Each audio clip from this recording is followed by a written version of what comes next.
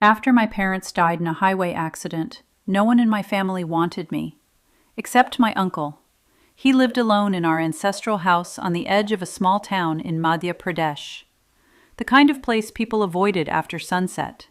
Large iron gates, neem and banyan trees growing too close to the walls, rooms that smelled of dust and old paper. He greeted me warmly, almost eagerly. That should have been my first warning. On the very first night, he asked me my age 3 times. He asked for my exact birth date.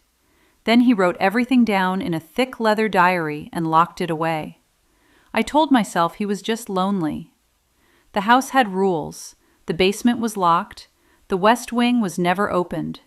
I was not allowed out after sunset. The caretaker auntie whispered things when she thought I wasn't listening. One afternoon, while sewing a tear in my kurta, she mentioned 2 children who had lived there before me, both orphans, both close to my age, both gone without a trace. She laughed nervously and said people run away all the time. That night, I dreamed of water filling my lungs.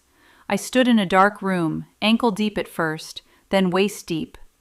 2 figures stood across from me, a boy and a girl. Their clothes clung to their bodies like they had been pulled from a river. The boy raised his hand. There was a hole in his chest, edges black and raw. I could see straight through him. I woke up choking.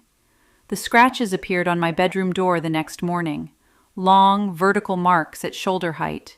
Too high for animals, too deliberate. When I showed them to the caretaker, she crossed herself and told me to lock my door every night. She begged me not to tell my uncle.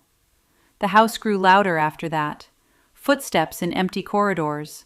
Soft crying near the study. Something moving beneath the floor at night. My uncle watched me more closely.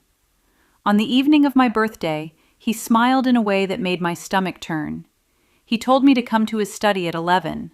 He said he had something important to show me. The wind howled that night like it was trying to tear the house apart. At 10:45, I heard voices outside my window. The boy and girl were standing under the neem tree again.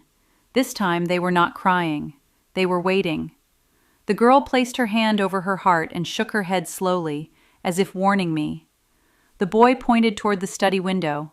I understood. I ran. The study door was open. My uncle sat in his chair, frozen. His eyes were wide, glassy, staring at nothing. His chest was torn open from the inside, ribs cracked outward.